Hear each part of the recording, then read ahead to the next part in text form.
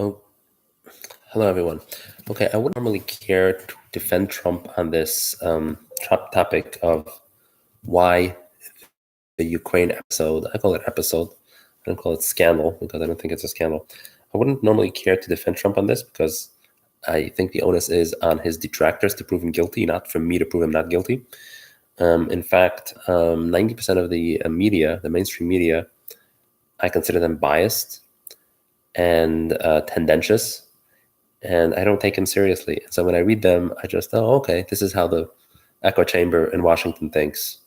This is how the elitists think. And I just don't, I honestly don't take them seriously. They're just so patently and openly biased that I don't take them seriously. And so I don't even bother justifying my own opinion much. I'm not really triggered or moved to defend myself because I'm so dismissive of them. However, today I came across an article by Jonah Goldberg in the National Review. And so the National Review, for those who don't know, is a relatively right-wing / conservative publication. And in the last, I would say, perhaps 2 years, I've been reading it a lot. And that has become my go-to publication, mainstream publication, in lieu of the New York Times. So I don't read the New York Times anymore, and I don't watch CNN. So those are the publications that I don't trust anymore. And so, in fact, it's interesting that the National Review, even though it's a conservative publication, is in fact a lot more diverse and open, at least in my opinion, than the left. Because in the left, you must criticize Trump. Trump is bad, orange bad. Okay, you will never find any defense or anything good on Trump in any of the 90% of the mainstream media. Okay, nothing ever. On Fox News, you have the good and the bad. It actually is balanced. In fact, I don't know how it was 10 years ago or 20 years ago, but right now, Fox News is in fact balanced. Sometimes they criticize Trump, sometimes they don't, and in fact, Trump doesn't like it, and he calls them out a lot on this. In his recent tweets, he mentions it. But anyway, that's beside the point here.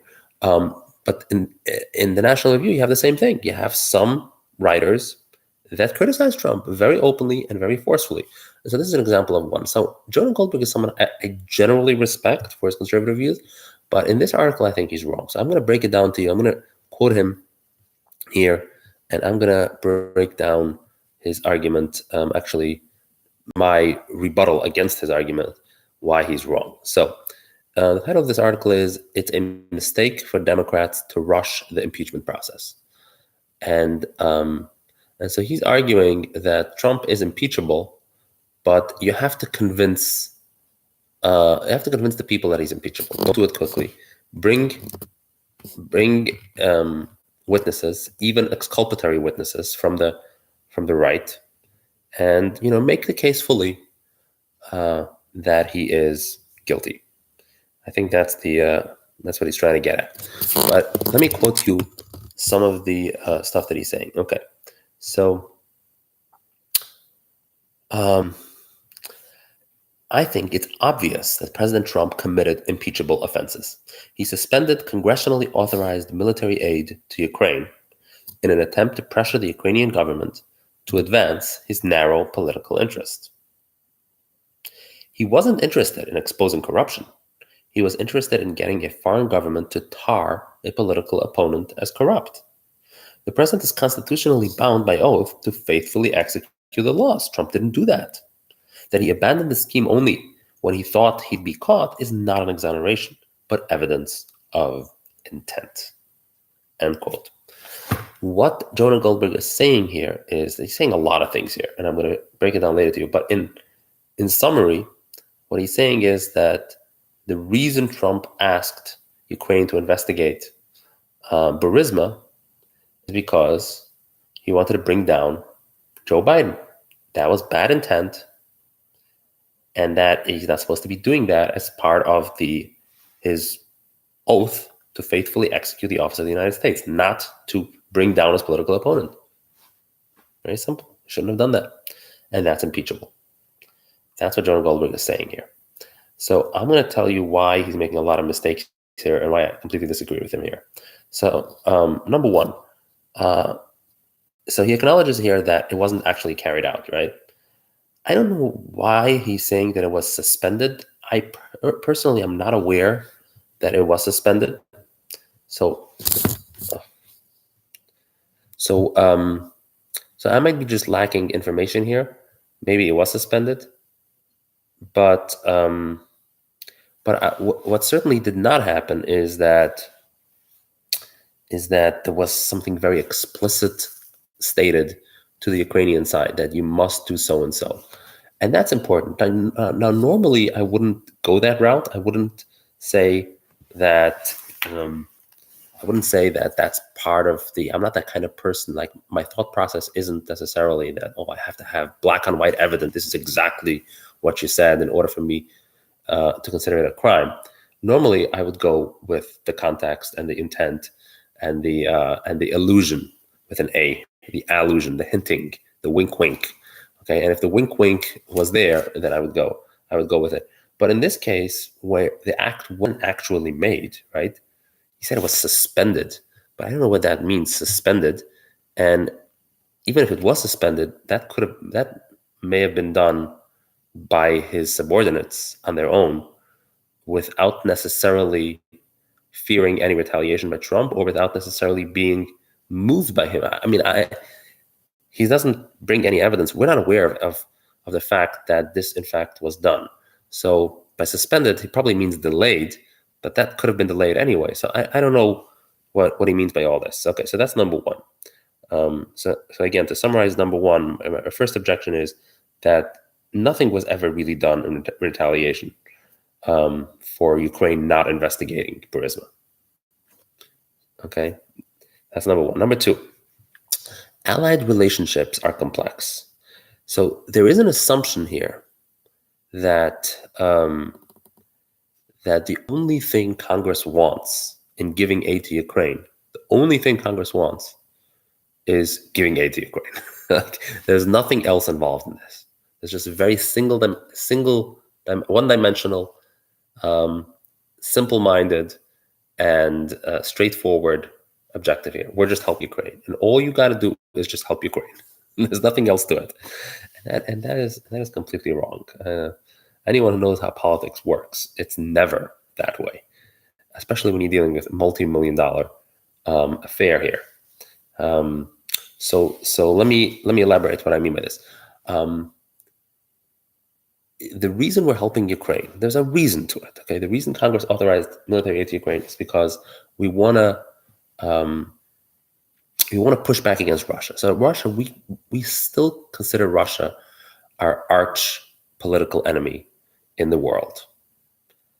Now, this is, in my opinion, very, very misguided. We shouldn't think that way. Russia, the Cold War is long, long over. And this is not the case. They're not our major political enemy. And in fact, I would even argue they're not our political enemy at all. Okay? Our interests shouldn't be there, shouldn't lie in Russia. We're very, very far away from Russia. I mean, if anything, we're a lot closer to, culturally and even trade-wise with other countries. And so we should focus on that, not on Russia, not on what Russia does. And so we shouldn't prop up Ukraine just because Ukraine is a country that is trying to distance itself from Russia, which is essentially why Congress is authorizing military aid to Ukraine. But anyway, be that as it may, let's assume that this is what Congress wants, and let's assume that Russia is in fact a political enemy. Let's assume we're at the height of the Cold War. They're advocating communism. We're advocating capitalism. It's a war of ideas, a major war of ideas. We have to win this war. Otherwise, our whole way of life, our whole economic and social system is in danger. Okay, let's assume. Let's assume that's the case. Does that mean that that's the only thing that Congress wants out of the Ukraine, out of giving aid to Ukraine? Does that mean that the person responsible for enforcing that act cannot throw something else into the mix when it comes to executing that act? I mean, Jonah Goldberg is assuming here that no, the answer is no. That's the only thing. That's the only thing they want. That's the only thing Congress wants is you have to give Ukraine military aid. That's it. You can't put any strings on this. No strings attached. If you put any strings attached, you're deviating from your mandate, from the mandate that Congress gave you. So again, I think it's very simple-minded to think that way.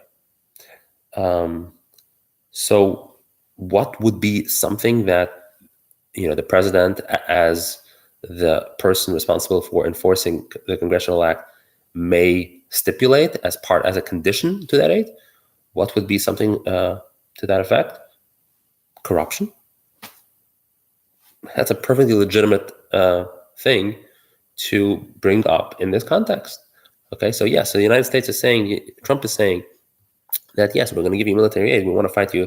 We want to fight Russia, and we're going to help you, but we want to deal with a government that is on the up and up. We want to deal with a government that is not operating to benefit individuals, right? That is not run as a plutocracy, as an oligarchy to benefit a select few people.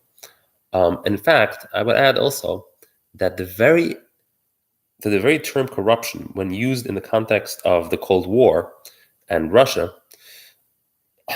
is invariably correlated with communism and with Russia, because when you're dealing with Ukraine, to the extent that Ukraine is not corrupt, it is differentiated and independent of Russia. Okay, if you understand what I'm saying. In other words, the corruption stems from being influenced and being managed by central forces, or by, you might call it, colonial forces, by Russia occupying and controlling Ukraine. But in as much as Ukraine is independent, you're going to have less corruption, meaning fewer people who are trying to use the resources of Ukraine for their own benefit rather for the national interest. But okay, that's just a small aside here. But the reason why I'm bringing this up is because, yes, it is in fact related to fighting Russia, because Russia is in fact corrupt in this sense. And so if you want to fight Russia, yes, you want to fight corruption too. So don't tell me, Jonah Goldberg, that Congress only wants to give them aid just for the sake, ars gratia artis, just for the sake of giving them aid, and that Trump has no right or no duty to bring any other matter up as part of that enforcement act, as part of carrying out that wish of Congress. Don't tell me that. That's silly talk. Okay, so that's my other point. Okay, so now we know that fighting corruption is a legitimate component of what Congress wants out of this act of giving Ukraine military aid. Now that we've acknowledged that, let's bring up another point, which is, let's ask another question, which is that, assuming that, again, so fighting corruption is a legitimate component, right? So in that case, so let's talk about intent. Okay, so Jonah Goldberg says that his intention, Trump's intention, was to, let me find the quote here, in an attempt to pressure Ukrainian government to advance his narrow political interest. President is constitutionally bound by the oath of office to faithfully execute the laws. Trump didn't do that. That he abandoned the scheme only when he thought he'd be caught is not an exoneration, but evidence of intent. His intent was to tar a political opponent. So that's what Goldberg is saying here. He's emphasizing the word intent. So let's talk about this. So this, in fact, came up previously. I would say maybe about a year ago, during the Mueller investigation. During the Mueller investigation, Trump's detractors were saying that Trump fired Comey with the intent, here goes intent again, with the intent of obstructing justice. Okay, they were investigating him on his ties with Russia. Supposedly, allegedly, he was colluding with Russia. And Trump tried to preempt and stop that investigation by firing Comey. Here you go. Firing Comey. Because bad intent. So they're arguing that even though Comey is, in fact, Trump's subordinate, and he was hired and he serves in his office at Trump's will. Okay, everyone acknowledges that. That's indisputable. That's in the Constitution. That's obvious. So they say, even though that's the case, nevertheless, you can't hire him. You can't fire him with bad intent. You only fire him for legitimate reasons. But this is not a legitimate reason because it was bad intention. So I once read a substantial article on this topic as to why this is a bad argument. And essentially what they're saying is that if an act is inherently okay, then bad intent doesn't make it bad. So, for example, let's say, see if I have a good example on this.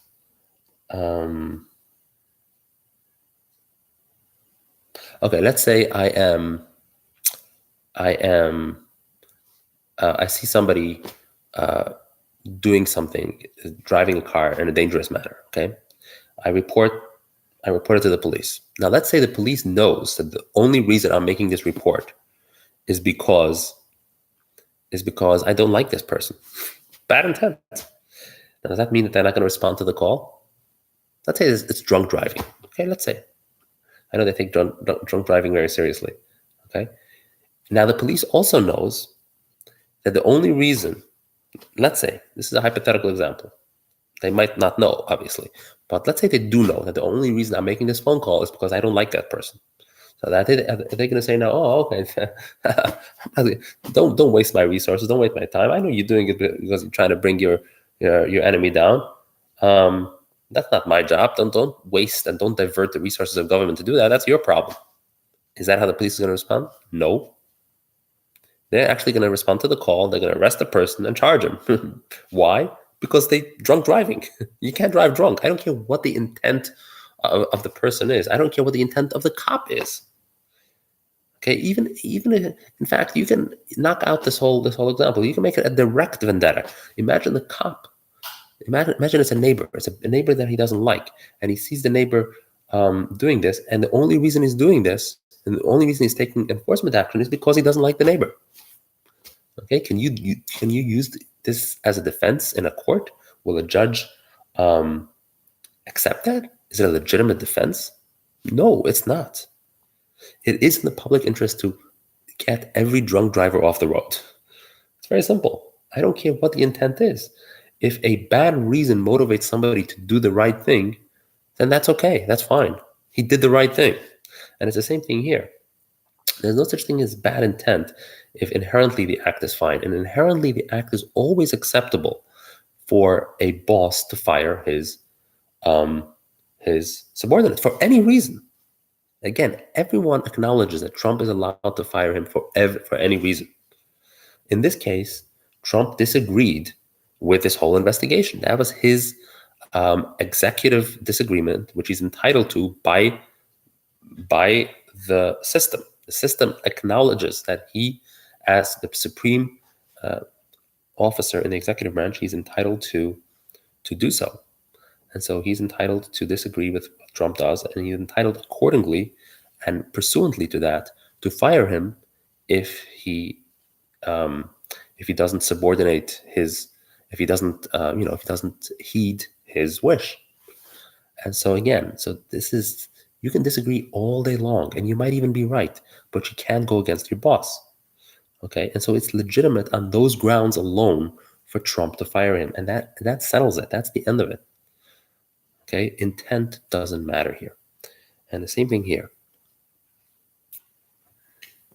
And it's the same thing here. Intent shouldn't be part of the equation. Am I disturbing you? Oh, okay. I'll talk softly, okay? Why would you go to sleep? No, I'm not tired. Okay, Kelly. I'm done soon. All right, so where was I? So yeah. So let's apply this here in particular, okay?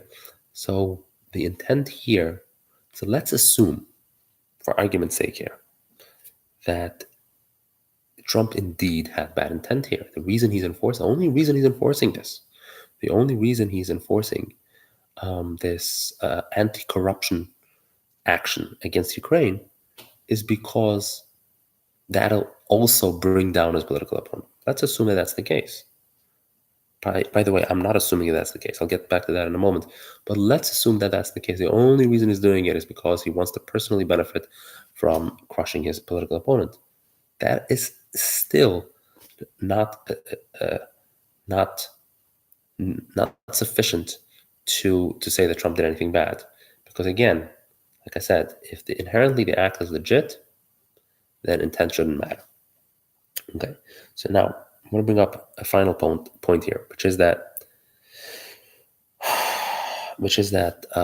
to try to distinguish between something that is legitimate as inherently part of what the description of your office, what your political office is, and something that isn't, is erroneous. For us to second guess and to try to split hairs here, this is legitimate.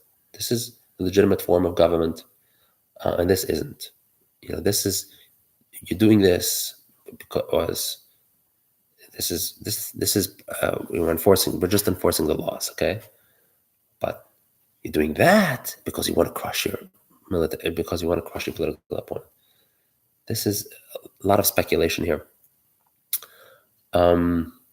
It's unwarranted, unsupported. You shouldn't be doing that. All political offices, remember this, all political offices confer inherent advantages to those holding them, to the incumbents. All political offices, I like that. Once you have the office, once you are in office, you always will have an edge over a person who is not in office. And for us to say, oh, this is passive, this is active, okay, this is automatic, so that's okay. But you did something to further that. It's not okay. This is all splitting hair. We shouldn't go that route. We should just accept that that's part of the political process. That's part of the political system, is that once you assume office, you have an edge. That's just what it is. Okay. Now in this case, yes, Trump did something that, again, we're going to assume here that he did this to crush, and I'm going to get back to this point in just a moment. But let's assume that his whole intent with doing this was to crush his political opponent. He wants to knock out Joe Biden of the race.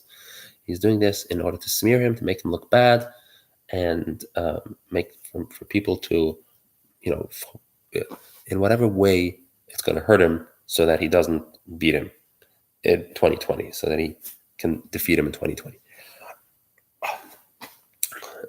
Let's assume that that's the case, and that's the only reason he's doing it. That's the intent, okay? So my question is very, very, very simple, straightforward question is, in what other ways is it legitimate for a political incumbent to do things on purpose, or not on purpose, by the way, that disadvantage your opponent? It happens all the time. I'll just give you several examples of how certain things and these things, by the way, doesn't even require intent, because it's automatic. And if these things are automatic and we accept them, then why does intent even matter? See, this is what I don't get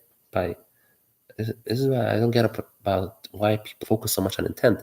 If the system is already skewed so heavily against people who are not in office, against political opponents of the incumbent, then why do you even care if the incumbent has intent to crush your opponent? Your opponent is going to be crushed by the process, even if there isn't intent. So let me give you some examples, okay? The president right now, president of the United States, he has free security. He has free travel. He can travel anywhere in the United States for free. and all he has to do is say, "Oh, I'm just negotiating with my counterpart." It's in the national interest. Nobody ever questions whether it was done in the interest of the country or in the interest of the office of the presidency. Okay, I can't travel to any country on the government's dime. President Trump can, and not only that, but he gets the best possible treatment. He gets the red carpet anywhere and everywhere he goes. He gets Air Force One with the chef. Everything is included. Okay, everything's included. All expenses paid. The entire junket, it's all paid. And not only that, but all his buddies can go with him. Anyone who he claims is necessary for him to, to carry out that foreign mission, no one questions that. In effect, Trump gets a free lesson on foreign politics, which he can then use to say, "Hey, I have more experience." So in 2020, whoever is the political upstart, quote unquote, who's running against him is going to be, right? Trump is going to say, "Well, I know how to deal with foreign governments, blah blah blah." Well, how do you know? Because you were in office, so you use the office to your advantage, right? You know, illegitimately, you're corrupt. You use your office to your disadvantage. You used your office in order to be able to say that you're more experienced than me and to crush me and to defeat me. That's illegitimate. You shouldn't be doing that. You shouldn't use the office to crush me as your political opponent. This line of reasoning is silly. It's silly. We just must accept the fact that if you are in office, you will, in fact, have very significant and pointed advantages over political novices, over people who are not in office. That's just a fact. That's part of life. And so when John Goldberg is saying that he's crushing his political opponent, even if it was full intent to that effect, that would still not be impeachable. So I said that was the final one. I actually have one final one, which is that it's not at all obvious to me that in fact was the only intent of of Trump's action. So the way John Goldberg is framing it is that the only reason why Trump is doing this is because, oh yeah, Biden is running for office, and that's it. Does he know for a fact that if Joe Biden were not running for office, that he wouldn't do it? Because remember that Joe Biden was part of the Obama regime, and Trump ran against that regime, right?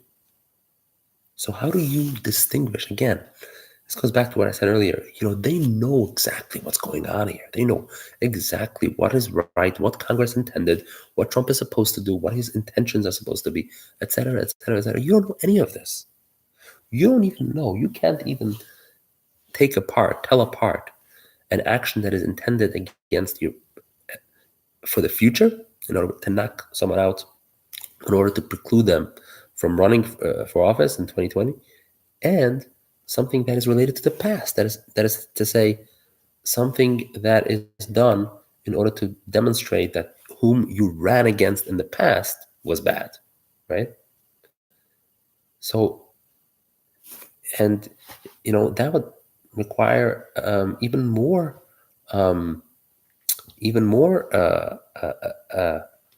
of a logical leap to say that, oh, Trump is not allowed to do anything in office that portrays Obama as bad. He's not allowed to criticize Obama, any of his programs. I mean, that's the height of absurdity. I mean, of course, he ran for office on a political message to change the previous regime. Of course, that's normal.